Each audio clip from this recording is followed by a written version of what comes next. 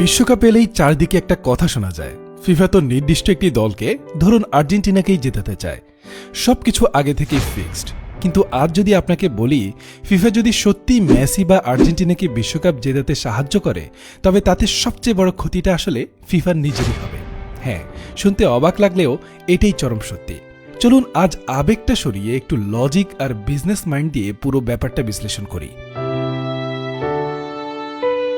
প্রতি 4 বছর পরপর পৃথিবীতে একদল দর্শকের আবির্ভাব ঘটে, যাদের আমরা সিজনাল ফ্যান বা মৌসুমী দর্শক বলতে পারি। সিজনাল ফ্যান হওয়া খারাপ কিছু না, কিন্তু এই মানুষগুলো সারা বছর ক্লাব ফুটবল বা ফুটবলের অন্যান্য খবর রাখেন না। ফিফার নিয়ম নীতি বা র্যাঙ্কিং সিস্টেম সম্পর্কেও তাদের বিন্দুমাত্র ধারণা নেই।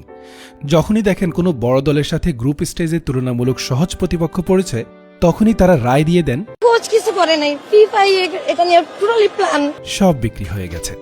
তারা জানেন না যে বিশ্বকাপে ড্র কোনো ম্যাজিক বা লটারির বাটি থেকে ইচ্ছে মতো নাম তোলার খেলা নয়। এটি পুরোপুরি ওয়ার্ল্ড র্যাঙ্কিংয়ের উপর ভিত্তি করে সাজানো বাকেট সিস্টেম। টপ দলগুলোকে এমনভাবে আলাদা করা হয় যেন শুরুতেই তারা একে অপরের মুখোমুখি হয়ে বাদ না পড়ে যায়। তাই আপনি চাইলেও গ্রুপ স্টেজে Argentina, Brazil, France, Spain, England, Portugal type সব হেভিওয়েট ম্যাচ একসাথে ফেলতে পারবেন না। এই সহজ গণিতটা না বুঝেই অনেকে কনস্পিরেসি থিওরি ছড়াতে ভালোবাসেন। এবার আসি মূল পয়েন্টে। ফিফা আর্জেন্টিনাকে সুবিধা দিলে ফিফারই কেন লস? দেখুন, ফুটবল আপনার বা আমার কাছে একটা ইমোশন হতে পারে, কিন্তু ফিফার কাছে এটা পুরোপুরি একটা বিজনেস। আর যে কোনো বিজনেসের মূল লক্ষ্য হলো প্রফিট।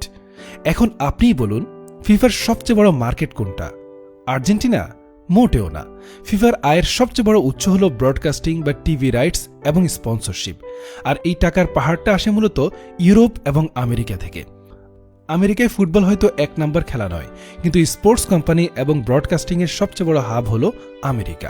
অন্যদিকে ফুটবলের সবচেয়ে বড় এবং ধনী মার্কেট হলো ইউরোপ। ফিফা যদি কাউকে ফেভার করে ব্যবসায়িক ফায়দা লুটতেই হয়, তবে তারা ইউরোপের কোনো দেশ বা আমেরিকাকে সুবিধা দেবে। সত্যিটা হলো, গ্লোবাল অর্থনীতির স্কেলে ব্রাজিল বা আর্জেন্টিনার মতো দেশগুলোর সেই আর্থিক পেশিশক্তি নেই যা ফিফার ব্যাংক ব্যালেন্সকে রাতারাতি ফুলিয়ে ফাঁপিয়ে দিতে পারে। মেসি বা আর্জেন্টিনা বিশ্বকাপ জিতলে ফিফার আবেগের ঘরে হয়তো কিছু উন্মাদনা জমবে, কিন্তু ক্যাশ বক্সে এক্সট্রা কোনো $1 বিলিয়ন যুক্ত হবে না। এর চেয়েও বড় একটা বিষয় আছে, অডিয়েন্স ট্রাস্ট বা দর্শকের বিশ্বাস। ফুটবল কোনো স্ক্রিপ্টেড রেসলিং নয় যে নাটক সাজিয়ে দিলে মানুষ হাততালি দিবে। ফুটবলের মূল সৌন্দর্যই হলো এর চরম অনিশ্চয়তা। ধরুন কোনোভাবে এটা প্রমাণিত হয়ে গেল যে ফিফা সত্যিই একটি দলকে বিশ্বকাপ জেতানোর জন্য ম্যাচ ফিক্সিং করেছে। এরপর কি হবে? এক নিমিষেই সারা বিশ্বের কোটি কোটি দর্শকের ফুটবলের উপর থেকে আজীবনের জন্য বিশ্বাস উঠে যাবে। দর্শকরা যখন জানবেই যে ম্যাচের রেজাল্ট আগে থেকেই ঠিক করা, তখন আর কেউ রাত জেগে খেলা দেখবে না, স্টেডিয়ামের টিকিট কেটে গলা ফাটাবে না। আর দর্শক মুখ ফিরিয়ে নিলে স্পন্সররা কি বসে থাকবে? বড় বড় $multi-billion কোম্পানিগুলো তাদের স্পন্সরশিপ প্রত্যাহার করে নেবে। অর্থাৎ একটি নির্দিষ্ট দলকে সাময়িক সুবিধা দিতে গিয়ে ফিফা তাদের শত বছরের সাজানো সাম্রাজ্য আর গ্লোবাল ট্রাস্ট চিরতরে ধ্বংস করে ফেলবে।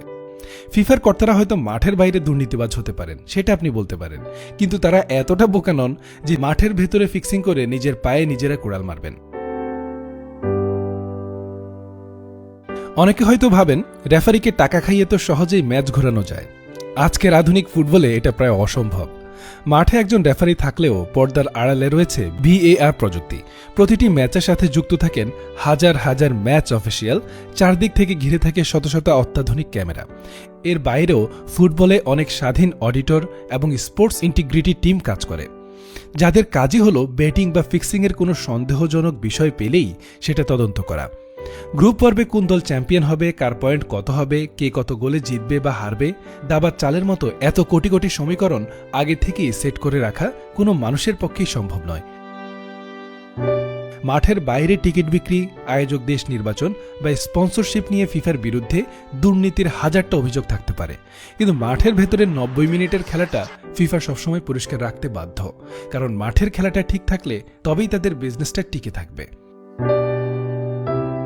তাই যারা ভাবেন ফিফা মেসি বা আর্জেন্টিনাকে বিশ্বকাপ জেতানোর জন্য ছক কষছে, তারা আসলে ফুটবলের বৃহত্তর ইকোসিস্টেম এবং অর্থনীতির বেসিকটাই বুঝতে ব্যর্থ হয়েছেন।